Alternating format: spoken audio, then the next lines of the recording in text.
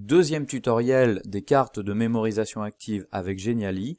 Cette fois les options pour enrichir vos cartes avec des éléments pour aller plus loin ou des rappels de vos activités vues en classe sous le format que vous souhaitez, en audio, en vidéo ou alors sous forme de texte plus image.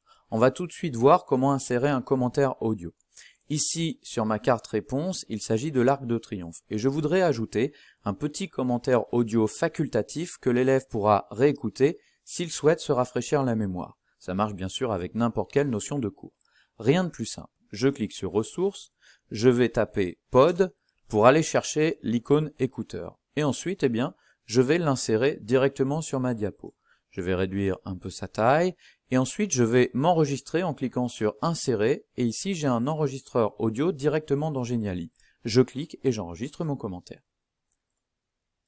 L'Arc de Triomphe se situe place Charles de Gaulle, ou place de l'Étoile. Il a été construit en blablabla, blablabla, etc., etc. Je clique et l'enregistrement se fait automatiquement ici et il s'insère directement. Je peux l'écouter si je souhaite vérifier que tout est bien enregistré. Et si jamais je l'ai perdu, pas de panique, il est ici. Si je clique dessus, il s'insère à nouveau et je peux faire apparaître les options d'écoute grâce à cette icône. Alors ensuite, on va faire disparaître ce lecteur disgracieux et on va placer la petite flèche de lecture directement sur le casque comme ceci.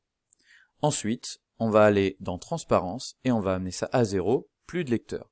Lorsque l'élève cliquera sur le casque, en réalité, il cliquera sur le lecteur. Vous pouvez également insérer sur vos cartes des éléments pour aller plus loin, pour les élèves les plus motivés ou pour enrichir leur culture. Ici, par exemple, j'ai un site internet qui peut être intéressant. Je clique sur Copier, je retourne ici et je vais insérer une petite puce d'interactivité comme ceci. Je clique sur éléments interactifs, des puces il y en a plein, vous avez ici toute une gamme. Je vais me contenter moi de celle-ci, je la place là par exemple. Je clique sur cette icône pour avoir les options d'interactivité. Et ici, il s'agit d'un lien, puisque je renvoie l'élève vers un site internet qu'il peut consulter. Ça marche également avec une vidéo. Ici, j'ai une petite vidéo libre de droit sur l'Arc de Triomphe. Je récupère l'adresse ici ou le lien de partage là, voilà, comme ceci. Je retourne dans mon Geniali, et pareil, j'insère une petite puce, voilà, par exemple celle-ci, la même. Je la place ici, je clique sur Interactivité, et puis cette fois, je vais mettre ma vidéo dans une fenêtre. Je pourrais renvoyer directement vers le lien YouTube, mais on va mettre ça dans une fenêtre. Ici, vous pouvez insérer une vidéo, une image, vous pouvez écrire du texte, bref, vous mettez ce que vous voulez dans cette fenêtre. Je clique sur Insérer vidéo, je colle mon lien, je clique sur Insérer, et voilà. Lorsque l'élève cliquera, il aura une fenêtre avec la vidéo qu'il pourra lancer. Voilà un petit peu comment faire. Vous pouvez également décider d'insérer, par exemple, des liens vers vos activités passées pour rappel. Ici, par exemple, sur la défense, pareil, je vais toujours ici dans éléments interactifs, une petite puce. Alors, on va la mettre d'ailleurs plutôt sur la page réponse, ce sera plus logique, voilà, comme ceci. Une petite puce, voilà. Et puis ici, par exemple, si je ne souhaite pas, par exemple, m'enregistrer en audio, j'ouvre une fenêtre. Et ici, par exemple, voilà, j'ai un petit texte de rappel de ce qu'on a fait, voilà, par exemple en classe, j'insère mon texte ou je le tape directement, et puis si je souhaite, je peux insérer par exemple une image en complément, ce qui fait que vous pouvez insérer par exemple des captures d'écran de vos activités, des rappels d'exercices que vous avez fait en classe, etc., etc., et vous cliquez sur sauvegarder, voilà. Dernière chose, on peut également faire des questions avec des éléments cliquables. Ça vous permet par exemple de travailler sur des schémas. Voilà, vous mettez le schéma et vous demandez à l'élève de réfléchir à la légende du schéma.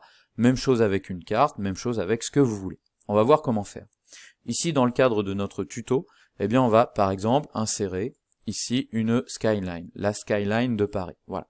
On patiente le temps du téléchargement, on l'insère et on la met à l'écran. Et par exemple, voilà, on va demander aux élèves, voilà, question, identifier les monuments. Bon, là, évidemment, c'est un peu compliqué, mais vous allez voir ce que ça donne.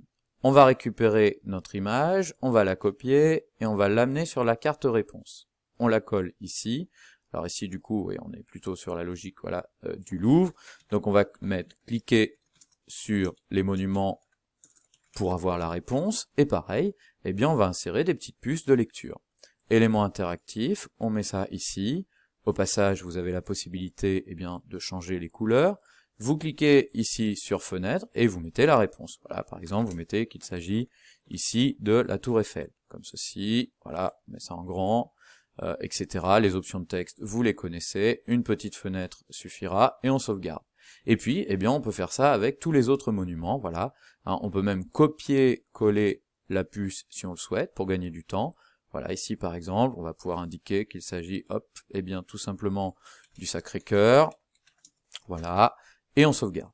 Voyons ce que ça donne à présent en visuel. Alors, c'est pas compliqué, hein, il suffit à nouveau de cliquer sur visualiser et on va voir ce que ça donne pour l'élève. Donc il est bien sur le quiz de Paris, ici Charles de Gaulle, et lorsqu'il va sur la réponse, eh bien s'il clique ici, il entend le petit commentaire audio que j'ai enregistré, voilà. S'il reclique, ça coupe. Ici, ça le renvoie bien vers le lien que je lui ai proposé. Et ici, il a bien, dans une fenêtre, une petite vidéo, voilà, pour enrichir ses connaissances sur ce sujet. On va voir ce que ça donne sur la suite. Voilà, on va aller directement à notre dernière question. Voilà, donc quels sont les monuments? Bon, il y réfléchit. Et ici, pour avoir la réponse, eh bien c'est pas dur, il clique. Et il a ainsi la réponse. Donc vous voyez, vous pouvez également insérer un schéma, une carte, ce que vous voulez, avec des éléments de réponse cliquables. Donc c'est quand même très pratique. Dernière chose, si ce format de carte ne vous convient pas, vous pouvez modifier en cliquant ici sur zone d'édition et vous changez la taille tout simplement eh bien, de votre carte de mémorisation. Je vous encourage à le faire dès le début pour ne pas que ça mette en vrac eh bien, tous vos éléments. Voilà, maintenant vous savez tout pour faire des cartes de mémorisation active soit simples, soit enrichies avec Geniali.